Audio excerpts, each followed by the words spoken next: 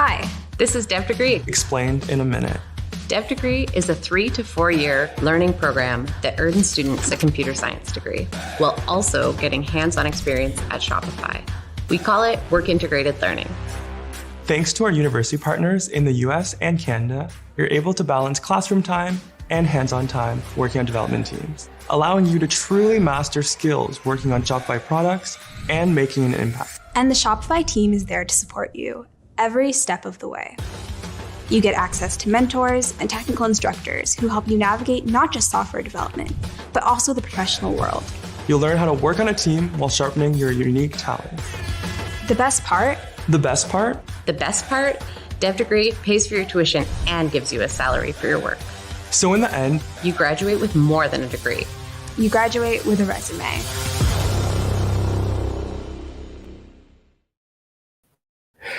Hello, and welcome to the 14th annual CS Education Week. I am so thrilled to be here kicking off the week with all of you joining us today for an incredible panel with our CS heroes. It really is just so much fun to be part of this event and think back to when I first celebrated CSEdWeek in my classroom with a bunch of high school students way back in 2010, and to just be in awe of how much this community and this week has grown over the time since then. For those of you who don't know me, I'm Jake Baskin, the Executive Director of the Computer Science Teachers Association. And as the world's largest computer science department, it's truly our honor to coordinate CSEdWeek along with our partners at Code.org, CS for All, the ESEP Alliance, and the Kapor Center. I want to start off by giving a huge thank you to each of these partners and all of the work they put in to make this week a success. I also want to say a big thank you to our corporate partners who make CSEdWeek possible, especially our lead sponsor for the week, the Cognizant Foundation, as well as all of our partners that make CSEdWeek possible.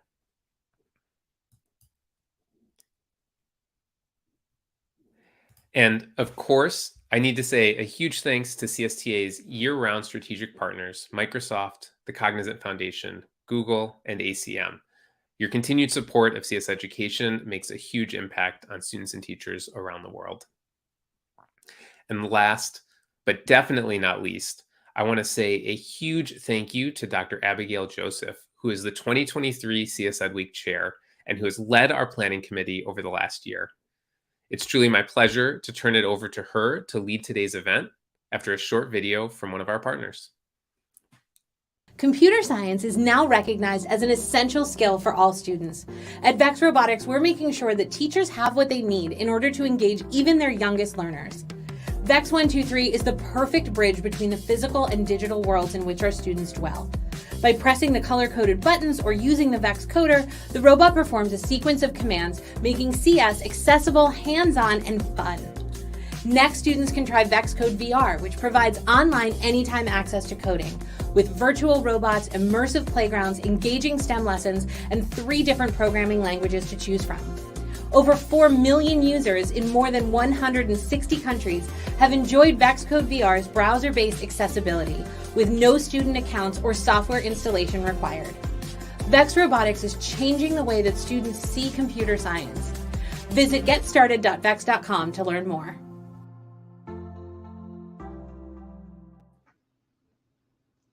Hello, everyone. As Jake said, I am Dr. Abigail Joseph, the chair of this year's CSEdWeek committee, and I welcome all of you to our great kickoff event today. We have a fabulous panel of speakers that I am happy to share with all of you.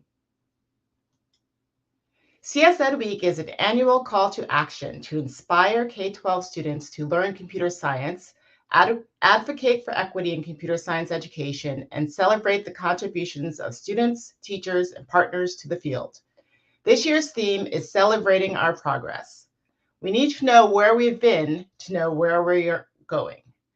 This week, make sure you use the hashtag CSEdWeek, celebrating progress, and CS Heroes to share all of your celebrations throughout the week. This event could not come to fruition without the work of many, many, many people.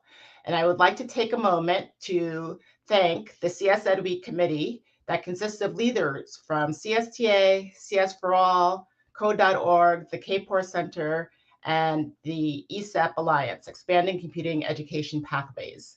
With the work of this committee, we are able to bring to you all that is happening this week. But it's not just the work of the committee that makes this week possible to pull off. We couldn't pull off this week without the participation of the amazing community leaders, educators, and students. We want to see how you all are celebrating the week, so make sure you visit the Connect tab and register your events on our global map for the week. I love seeing how we're all connected. I want to see this map littered with pins so we can all see the collective movement we are generating this week and throughout the year. Let's take a look at some of the progress we've made. Roll the video.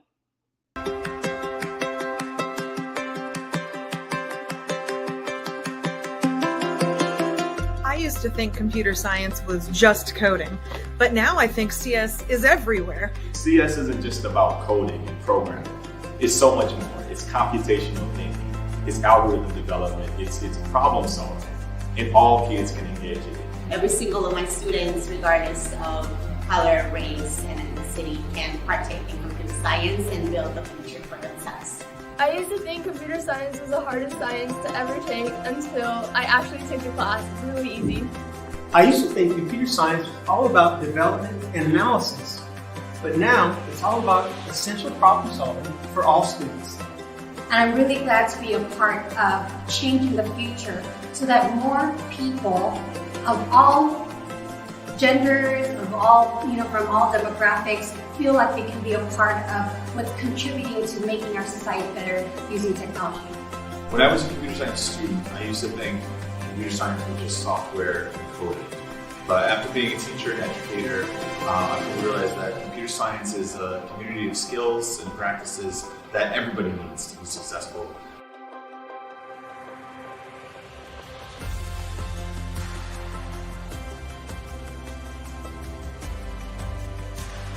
I used to think CS was just for big kids, but now I know it's for kids of all ages. It's about being involved with and engaged with creating technology as opposed to just consuming it. You can be involved with the ideation, the planning, the designing, the building, the testing, or the launching of that technology. As you can see, I'm not a coder and I run a tech company.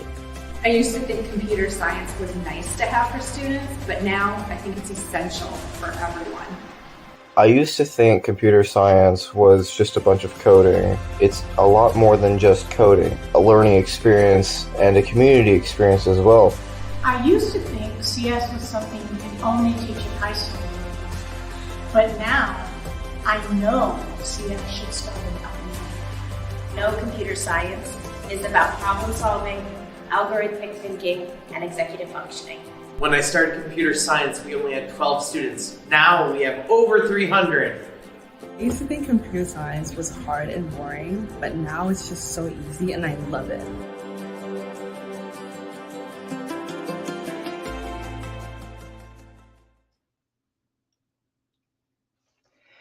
You too can join our celebration and celebrate the progress.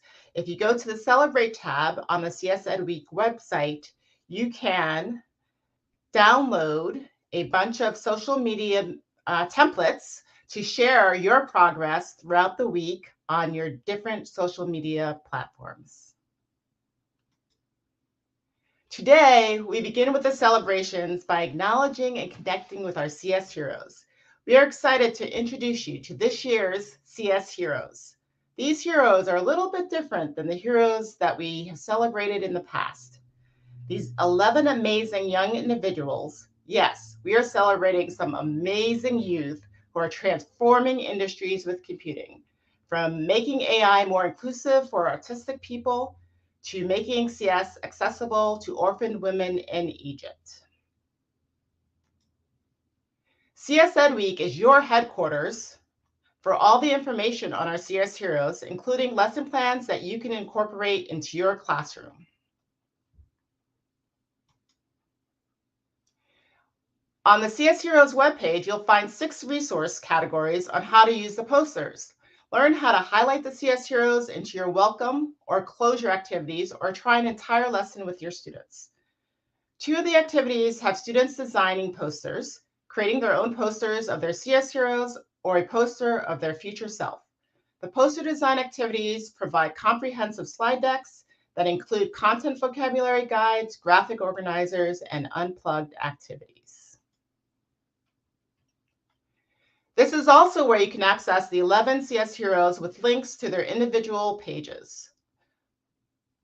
When you click on one of those heroes, you will find more information about the hero and their work, a featured video, additional resources, and an extension activity.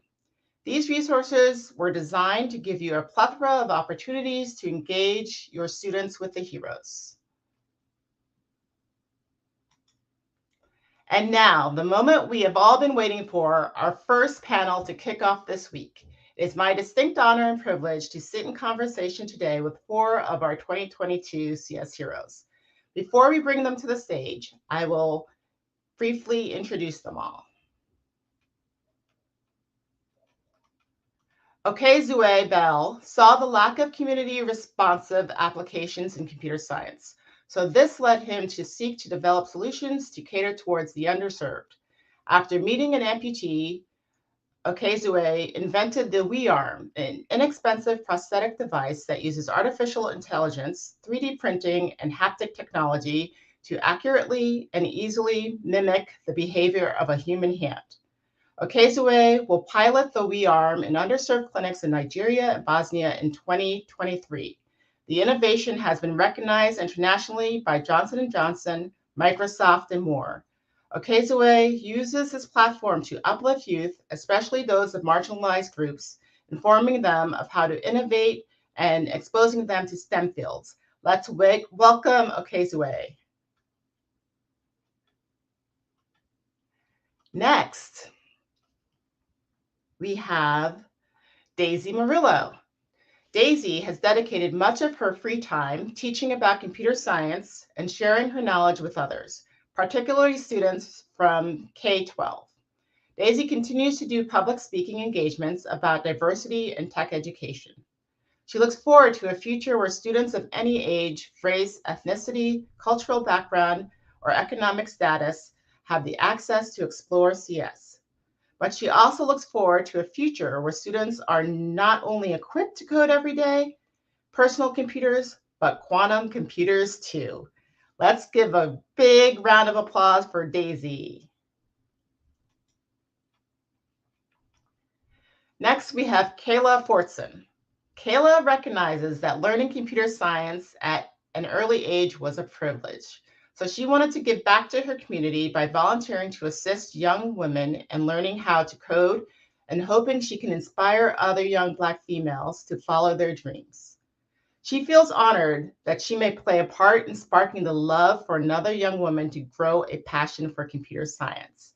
Let's give a big round of applause for Kayla. Welcome, Kayla.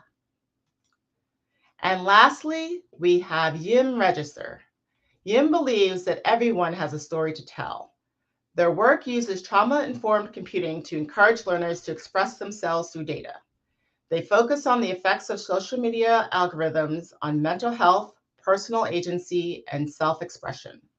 As a non-binary person with autism, they love building educational tools for marginalized communities to learn more about data science and machine learning. Their core principles are joy and justice, combining play with self-advocacy and a vision for a better world. Yim's goal is to find creative ways to develop literacy around machine learning. Let's welcome Yim to the stage. Hello, everyone. So happy to have you all here and participating in this conversation today about all the great work and inspiring work you're doing in the world. I gave a formal introduction, but let's start off with Could you please briefly, in your own words, introduce who you are, what you do, and what makes you a CS hero? Yes, I guess I can start it off. So, like Leo said, thank you so much for having me and introducing me. Dr. Joseph. My name is Okezue, as was mentioned. I'm from Pennsylvania in the United States. Very excited to be here. I'm Nigerian American, and so being the child or son of immigrants, I was definitely always surrounded by STEM and technology.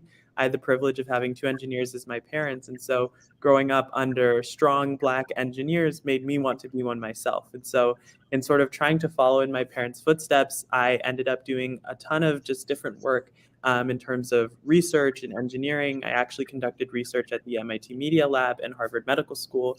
And sort of following that, I wanted to apply my work to humans and people. And so I think that's what sort of makes me a CS hero, is taking computer science outside of just a scholastic context and using it to impact people's lives.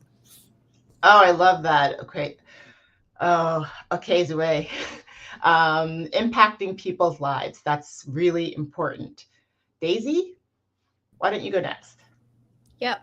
Thank you so much for having me. It's an honor being on this panel with these amazing people. Hi, my name is Daisy Murillo. I'm a software engineer for the New York Times. I work in infrastructure, and my day-to-day goal is to develop and automate tools for other engineers to use in order to make their lives easier. I wouldn't necessarily call myself a hero, but an advocate for CS. I think computer science is an incredible field to be in, and it's very rewarding and fun. Love that, Daisy. Thank you so much. Kayla, how about you? Hello, everyone. So grateful to be here. And thank you for everyone who's joined with us today. I am Kayla Fortson, of course, and I'm currently a junior at Tulane University. So I'm actually still in my studies. I am majoring in computer science and psychology. And so, as Dr. Abigail had mentioned, in high school, I had a really great privilege to start computer science off young. I wanted to design video games, actually. And so I remember taking like a quick little web development class, and I was like, oh my gosh, this is so fun. I want to continue studying this. And so that study, of course, has continued on into college. But something that, I found for myself was, if I had never had that opportunity in high school, I may not have ever been able to pursue like the track that I'm on currently. So I feel as though what makes me a computer science hero is I volunteer as a Microsoft Teals volunteer, which is a remarkable program founded in 2009. And essentially this program focuses on bringing computer science to high schools that are underrepresented or may not have had the opportunity to have computer science courses on their school campus. And so with that being said, I volunteer and help teachers conduct, classes, coursework, etc. And so I feel as though my role in being a hero is being able to give an opportunity for other students to have the opportunity that I had in high school. Passing it forward, that's always a great thing. And Yim? Hello, my intro was very long, I now realize. So you covered a lot. Oops. My name is Yim Register. I am a PhD student closing in on the end at the University of Washington in Seattle. What I'm reflecting on now as part of what I do right now is actually critique the technologies we have already created. I'm like, yay, keep building tech. And then I'm like, but wait, there's a lot wrong with it. So I do educating and studying how we can educate about the biases in our machine learning algorithms in the world. So training our future engineers and inspiring people who maybe do not feel that they belong in these spaces to actually advocate for themselves through their technology by serving the communities that they are a part of, that they care about, that they want to see thrive. So that's kind of what I do. Thank you, Yim. I love it. A thriving community. That's what we all want. That's why we're all here, right? To create a thriving CS community.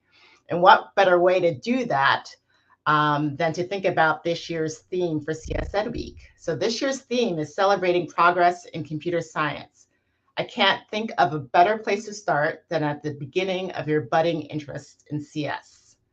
So can each of you tell us about when you first learned computer science, including your age, what motivated you to get started in CS, and who or what made a difference in starting your journey in learning CS? Let's start with Daisy. Yeah, so I remember I was around 12 years old or 13, and I was enrolled in a robotics club. And that was my very first time ever, being introduced to tech and programming in general. So it was a teacher actually that encouraged me to join. And ever since I joined that club, I realized that this could be a very real opportunity for me career-wise, because before that, excuse me, I never considered engineering as a career until I joined that club. Sorry, I'm really sick, so it's really hard for me to talk. But that club really did change my entire perspective on my future, and that it made it very real for me to actually consider this as a career. So yeah, that was like what, 10 years ago that happened. Great. Next, Kayla?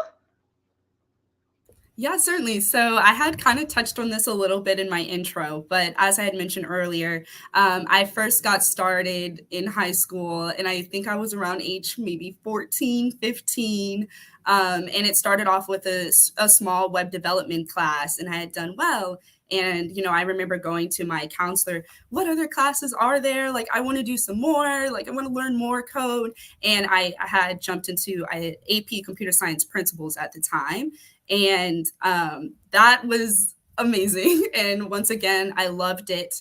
It was a little bit hard sometimes being like one of the only women in the class, and especially being one of the only Black women in the setting. But I just enjoyed what I was doing so much that I just kept going and going. And I also am very grateful that the teacher that I had at the time, his name was Mr. Ostrov, I still remember it. He was super encouraging.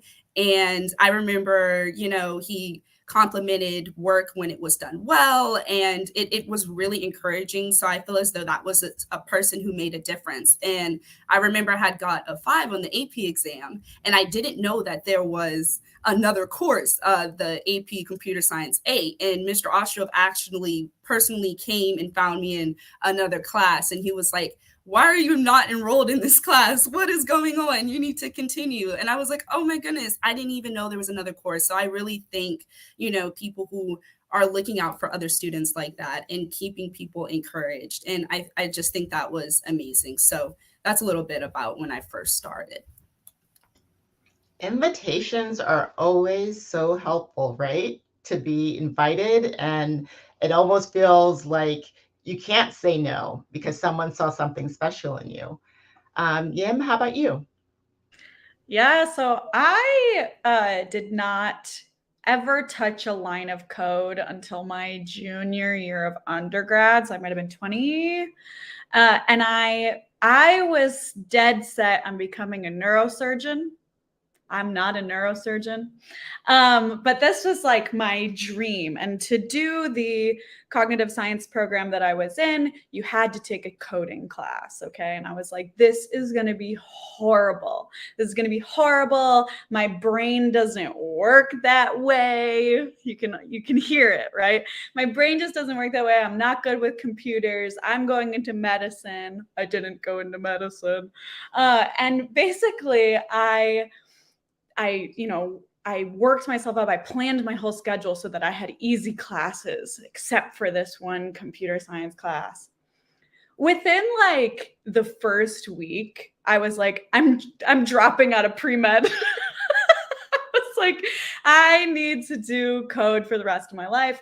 The one thing that I had as a kid, at least, it was like a flashback as I was learning to code, was like, oh, all those hours on my family computer playing The Sims and like making my Sims do stuff with all the cheat codes, like at like 3 a.m. when I've like snuck down there to play The Sims, like that was code.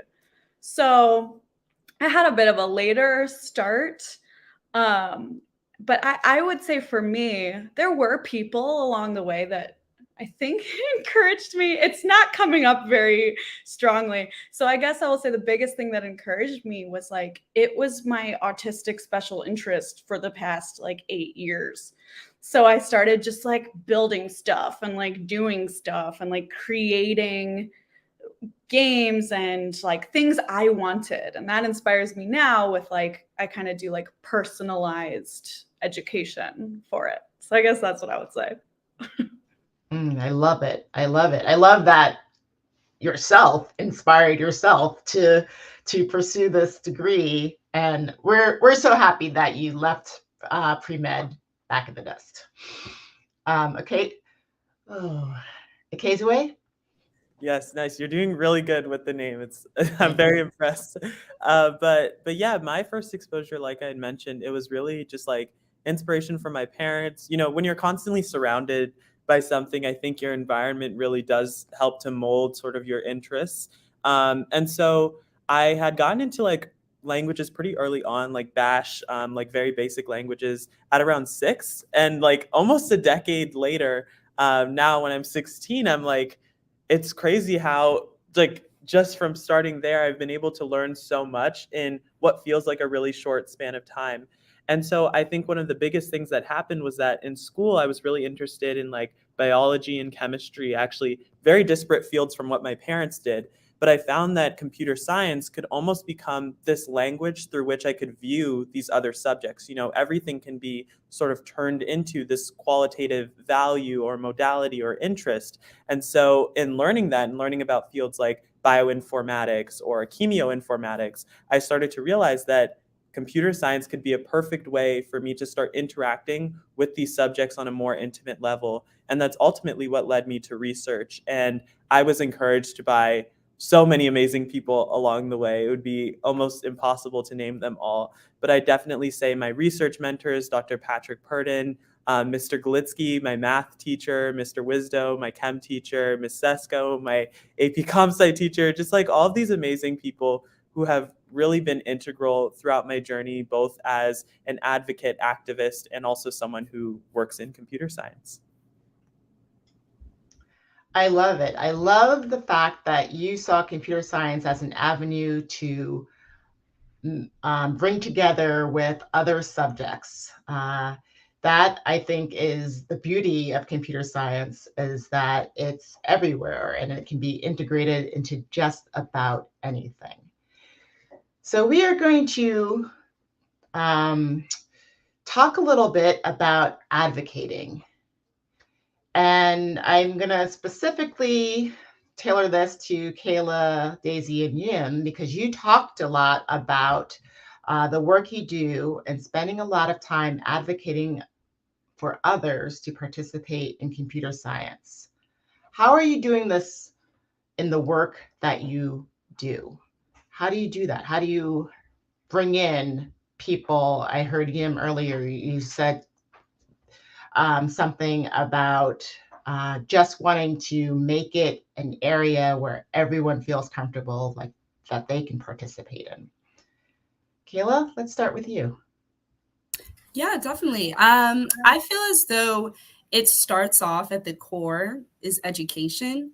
I might be a little bit biased, but I think that opportunity to start off is critical. So I think that I am able to help advocate by giving that space for an opportunity to even take place. So I think that there are a lot of people who may enjoy computer science and have never known that that might be something that they can, continue on in the future and love until they try it. And I think that education spaces, it's a perfect place for that to take place. And essentially where someone can take a course and not have to jump into a whole career right away and be like, I'm a computer scientist, but I might be more likely to take one course in the semester or, one high school course and be like, wait a minute, this is actually kind of nice. This is kind of, I like this. Like, I know Yim was mentioning how, like, I don't think my brain works this way and etc. A lot of students, I think, go through that same, process with computer science until you try it. So that's why I think a huge part of what I advocate for is to have those spaces for people to try it. If they don't like it, they don't enjoy it, that's okay. But I still think that there's a lot to be taken out of computer science, such as teamwork, communication, working with others, thinking in a different way. There's a lot of other great skill sets just taking one course, and maybe if you choose not to continue. But I definitely think that advocating starts off with opportunity in the first place to even get started somewhere. Thank you, Kayla. Daisy, how about you as a Latinx woman? How are you advocating? Yeah, so I definitely agree with Kayla. I think education is very important. Like, somebody gave me the opportunity back when I was 12. I like to do the same with kids around the same age, around like K through 12. I go out to my local libraries and I volunteer. I introduce them to tech, to robotics, to programming. And sometimes these kids have never seen a robot. They don't really have a computer at home and they're like figuring out how to use a mouse. But I want, to open up that accessibility for these kids, for them to realize that, hey, this can also be a future for them. It's not just a toy, or it's not something that you might see somebody else do. It's something very real that you can also do. So I just go out to my local libraries. I try to volunteer as much as I can. I've tried starting nonprofits in the past for coding, and I just continue, volunteering a lot. So that's what I would say. We'll continue with you, Yim. Can you also share a little bit about what advice you would give to someone who is thinking about getting into tech? Yeah, let me think here. So, because I think right now, as I encourage people to be a part of computing, I am also, for the people who have already showed up there, I'm actually doing the opposite, where I'm like, and now how do you advocate for the communities you care about? So that's a big question that I ask all of my students for introductions. I say, what are the communities that you care about or are a part of or are passionate about, right? Now we're going to use tech and computing and data to serve that. So in a way that kind of keeps students who may feel like less belonging. And if they can demonstrate that to their peers, right? Oh, I'm working on this really cool thing that like serves my communities. And I say that very broadly because it's so broad.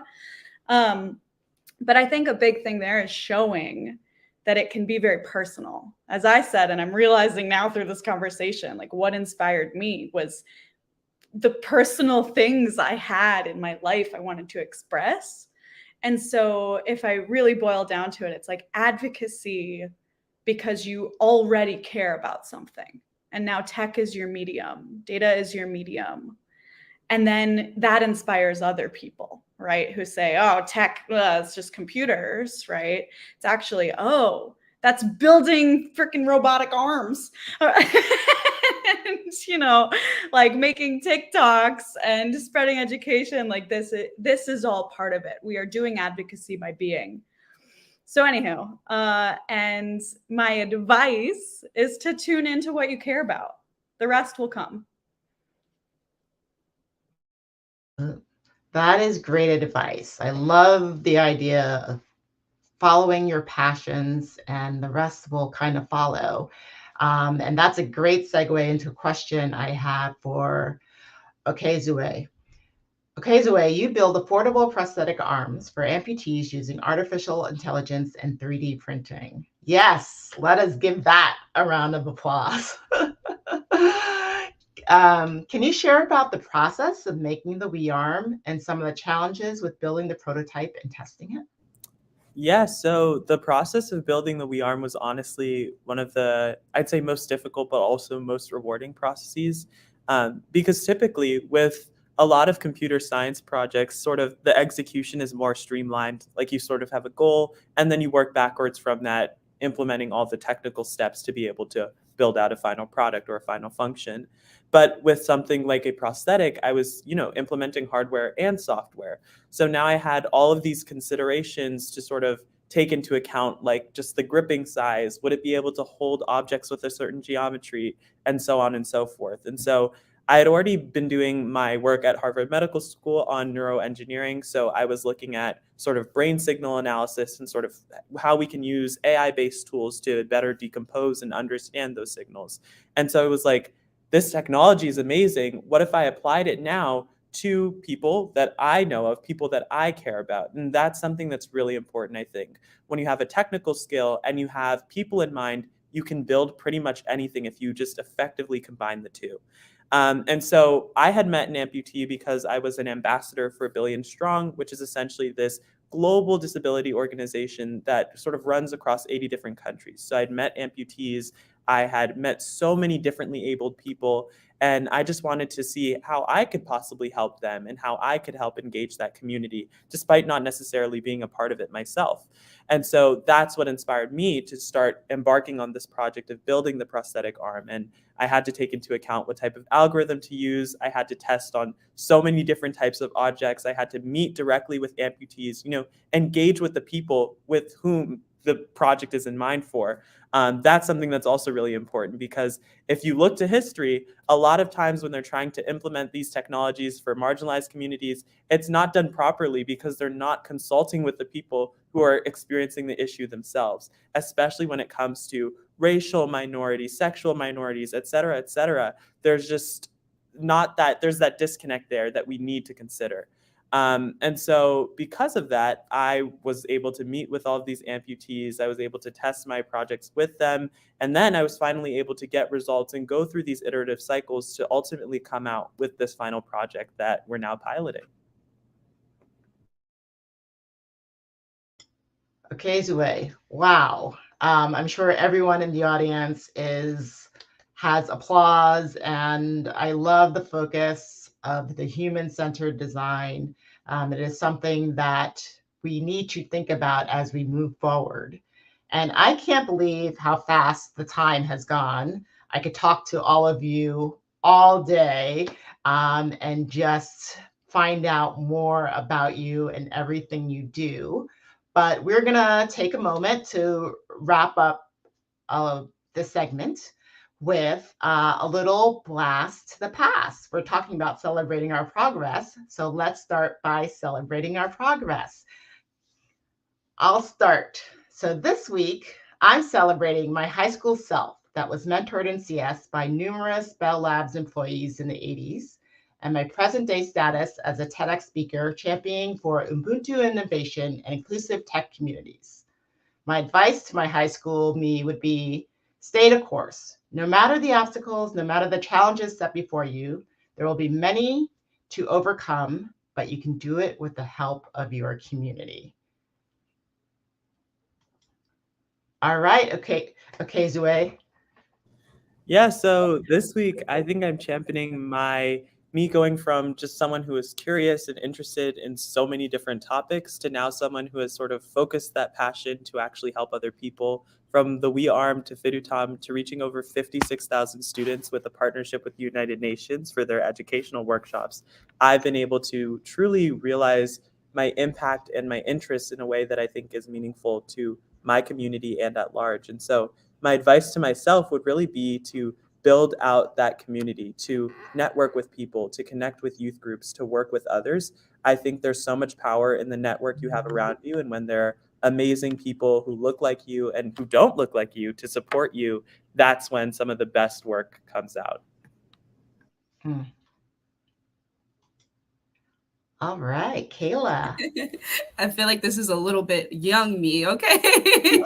But I feel like today, celebrating, I think the younger me would be amazed to see where I am today in college, studying something remarkable that I was like, oh my gosh, this is so challenging. This is so hard. I would say like some advice for myself would be to just never give up. I hit, computer science can be difficult. There can be those hard assignments. We all know, but we made it through. I think it's amazing to know that now I get to actively help other Black women possibly want to continue computer science for themselves. I've had the amazing opportunity to have an internship with Oracle. And I just think that we've come a long way, and I'm, very proud, but certainly mostly excited that I'm able to give back to others. And I think the younger me would have just been overjoyed to meet the older me today. Love it. Love it. Yim?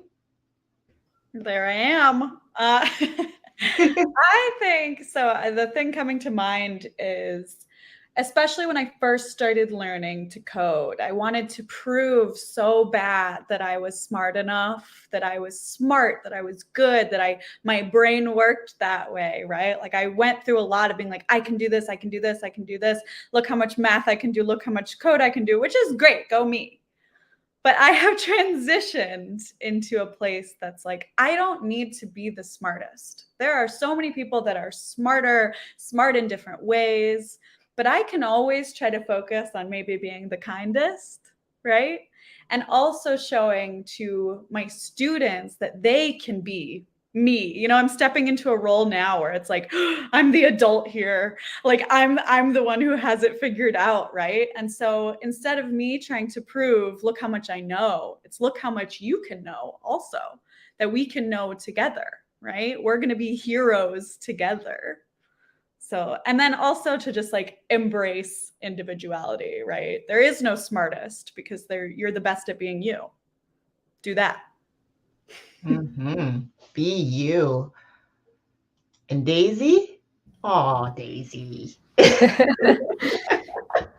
Yeah, my parents were trying to teach me how to learn English at the time, so I have some books there in my hand. But I think my younger self would be very proud that we reached her dream of being an engineer. I think, and if there's one piece of advice that I would give other young women out there that are also trying to become engineers, it's very possible. Don't think that you can't do it. Like how many of you said here, even if there are people that don't look like you or that do, just keep being persistent, and you can do it as well. Thank you all for joining us today. And thank you, Daisy, for pushing through your cold and being with us. We are now going to go into some Q&A so we can remove the slides. And we have a few questions from our audience.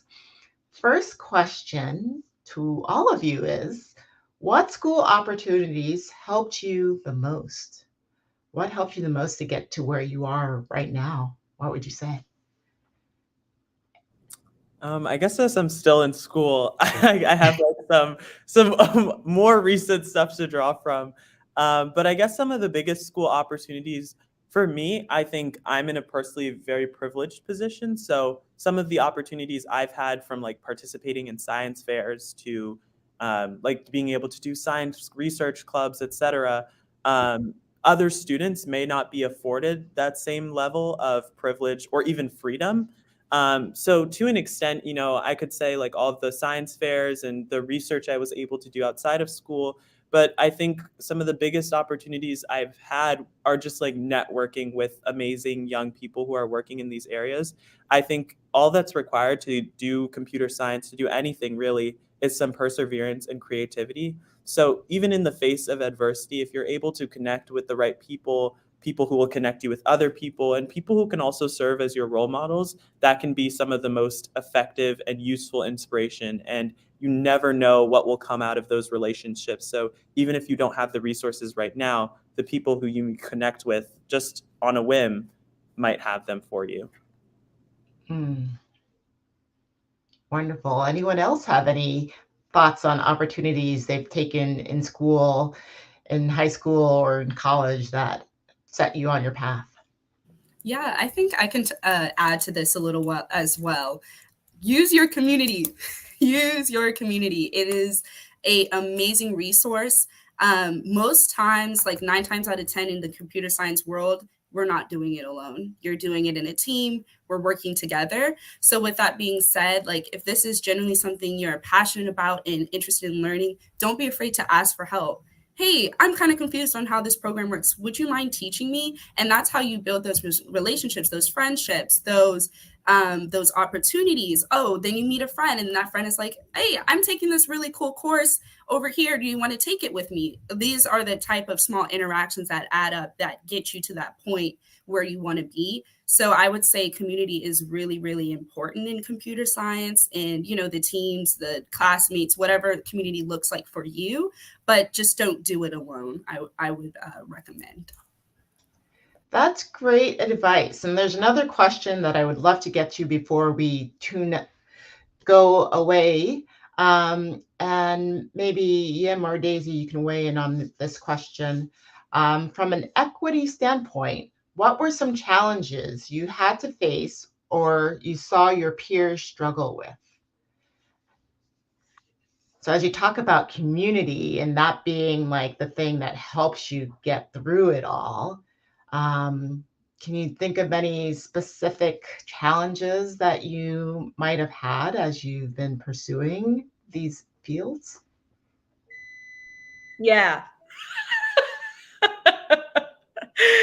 I'll take this one. So I think, so especially I'm in this space of like critical or, you know, finding the biases in the data science, you know, programs that we have in the world. That can be a buzzkill. And I come very, you know, with a lot of passion around my identities, my way of thinking, my way of working, my way of seeing gender, my way of advocating beyond, you know, the norm. And I wouldn't say, I have had a few instances, of course, where it's just like not received well at all. But I'll say more instances, and if this is something you want to think about for in your classrooms, right? So for instance, we teach a lot in data science about medical decision making, okay? We teach a lot on death rates, survival rates, cancer diagnosis, etc. For me, it's very important that the students in the room who have family members with these diseases feel cared about, feel like their family member is not just a data point or a number that, oops, they might, you know, not survive, right? Like that, for me, there's care and compassion and like trauma-informed education that can happen. And if I'm pushing for that and it feels weird, it feels, whoa, never had to think about that before, right? Most people are on board. They want to be kind. They're not, you know, thinking, oh, I don't care. But it is sometimes difficult to always be pushing and kind of seeming extra sensitive because I'm very sensitive, right? And hopefully that getting received as an asset and not a problem, right? So, you know, I look at facial recognition or I look at gender, you know, it represented in a binary, looking at demographics, looking at all these things, right? So always having to point things out makes me this sensitive buzzkill.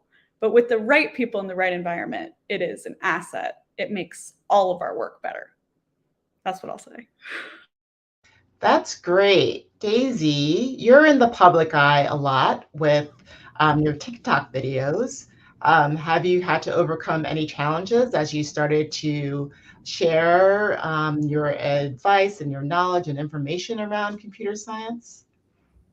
Yes, for sure. Yeah, people can be very much hateful for absolutely no reason.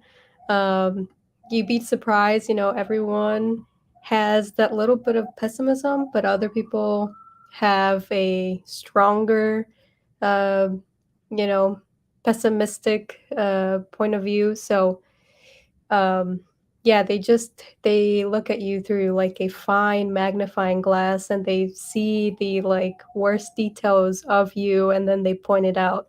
So you just ignore it, and you just continue on with your day or your work. Don't pay much attention to the haters out there, because there for sure will be haters in your career. um, but yeah, again, perseverance and diligence will get you through it. Perseverance and diligence, following your passions, being human-centered in your design, using your community and developing a community. These are all great, inspiring words that you have all shared with us today. And we are so grateful. I am grateful to have had the opportunity to be in conversation with all of you. And we look forward to learning more about you through the CSEdWeek website. And with that, we are going to wrap up this fantastic panel discussion. Thank you so much, Okezue, Daisy, Yim, Kayla. It was great to have you here.